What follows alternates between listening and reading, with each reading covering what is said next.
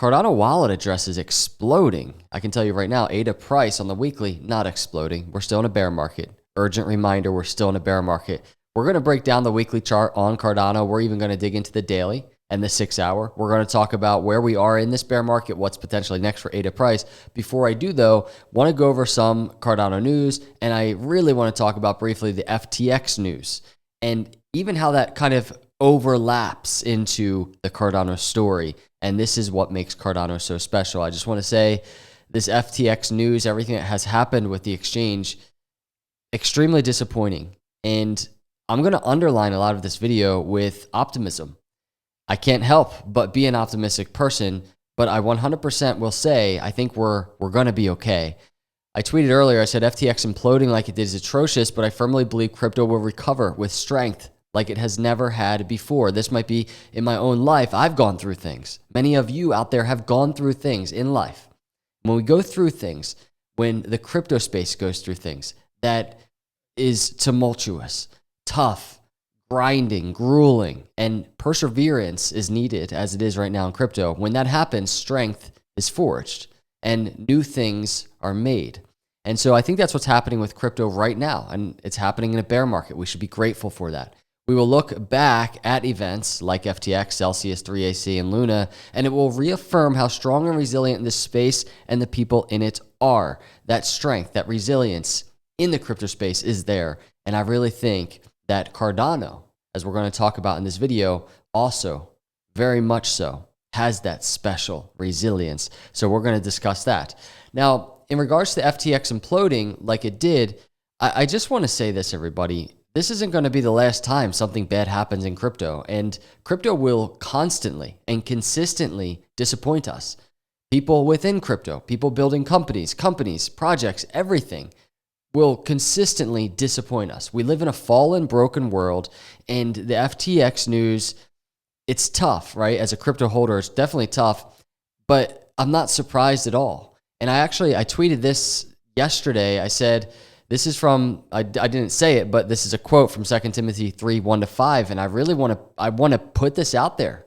But understand this, that in the last days, there will come times of difficulty, for people will be lovers of self, lovers of money, proud, arrogant, abusive, disobedient to their parents, ungrateful, unholy, heartless, unappeasable, slanderous, without self-control, brutal, not loving God, treacherous, reckless, swollen, with conceit, lovers of pleasure rather than lovers of God, having the appearance of godliness, but denying its power. Avoid such people. Pride is at the root here. The love of money is at the root here. And so we see FTX falling, and these things are letting down people in the crypto space, but these things are going to continually happen, unfortunately. And that's why we should never put faith in a technology. We should never put faith in man. We should never put faith in cryptocurrency. As great as cryptocurrency is for the world and as good as much good as it can do, we should never put our faith in these things. Only faith in God. And I want to say that. It's on my heart to say that. And now as we start looking into the space, we start looking into charts and how it's obviously affecting all of the charts, not just Cardano. We also start seeing how it's affecting the perception of crypto and even other projects. And this is where it kind of overlaps into Cardano. A data point to start here is this. This is Justin Williams over at Hit Network. New Cardano wallet addresses have increased 400% since the implosion of FTX. We go over here, you can check this out. So right here, you have new ADA wallets per day. And just look at the spike. Here's the spike over here on November 8th. Here's a spike here. Most recently on this chart, it is to November 13th. You can look over here, wallets and delegators. Look at this like meteoric rise. Look at this. You see it's been on the uptrend, or this is going back to October. It's just kind of a steady uptrend. But check this out, just going parabolic all of a sudden. Cardano kind of getting some demand. And why is that? Because Cardano is and has pitched itself, built itself as the reliable, sound, sustainable blockchain. And I think not only just because of this FTX event, but recently all these events that have been happening with Luna, Celsius, I think many people are starting to catch on to the consistency the security, the soundness of Cardano. And I think that's what we're seeing here with on-chain data. Now we're in a bear market. I think this is foundational to the growth that we're going to see on Cardano. So I tweeted this earlier. I said, I think this bear market will prove foundational in demonstrating Cardano as the most reliable blockchain. And we can already start seeing that happening. I talk a lot about Cardano hitting $500 billion and $1 trillion market caps. And this is why. This is exactly why. We talk about all this money that's going to be pouring into Cardano. Well, why is money going to be pouring into Cardano? I'm not saying like tomorrow or next week or something, but I'm just saying in the coming cycles, why potentially could there be so much money? And this is why, because Cardano is building itself differently. And the way in which that was done was without VC help. So we start getting into that VC story. As the crypto exchange ballooned in size discussing FTX, it became a huge draw for venture capitalists. In June 2021, FTX raised $1 billion at an $18 billion valuation from venture investors such as Paradigm, SoftBank, and Sequoia. 3 months later, FTX brought in $21 million, pushing its valuation to $25 billion. And then that story goes on, right? So VCs just pumping into FTX. Now we know FTX, just many, many arms to it in the crypto space. Then we start talking about Cardano. Well, what's the deal with Cardano? Cardano has gotten a lot of hate from other blockchains, from VCs, just from people in that whole ecosystem. And we have this article, does a really good job laying this out. This is from September, discussing Charles Hoskinson. He said that VCs will come to Cardano and that they'll get involved organically because greed is their thing. And it's their fiduciary obligation to their investors. So where they get involved is when you see multiple Cardano dApps start getting multi-billion dollar valuations because there's something for them to invest in. There's something for them to connect to. So probably 2023, 2024. And I could not agree with that anymore. And think about that. dApps and projects building on Cardano getting into that range, multi-billion dollar valuation range.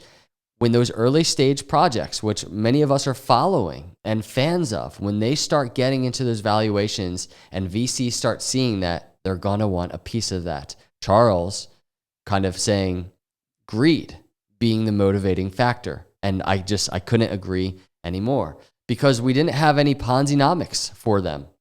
Let's just be honest here. The vast majority of VCs, the way they approach it is liquidity. And that's just it. Cardano had a fair launch in Japan.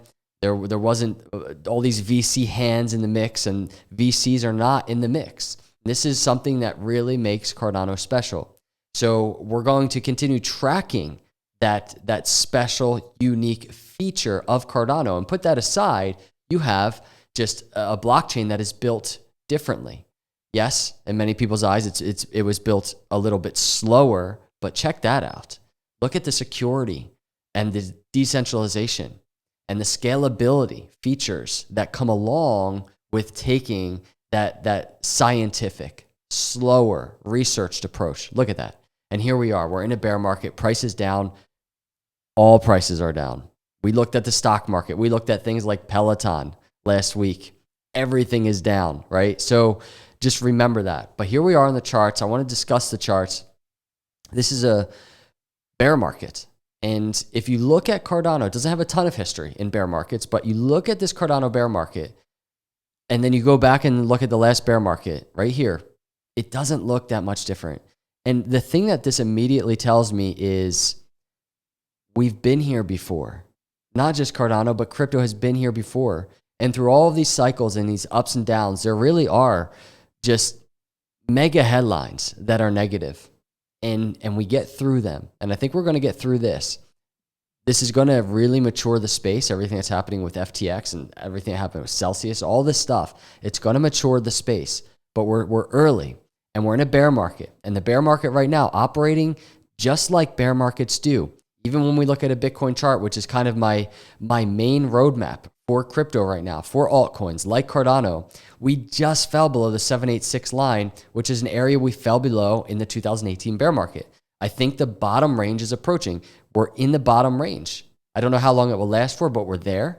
And now we have some time to get through everything that's going on right now and for kind of the space to reset to regroup, for morale to kind of slowly shift around. And I think we'll be good to go. It's going to take a little bit of time.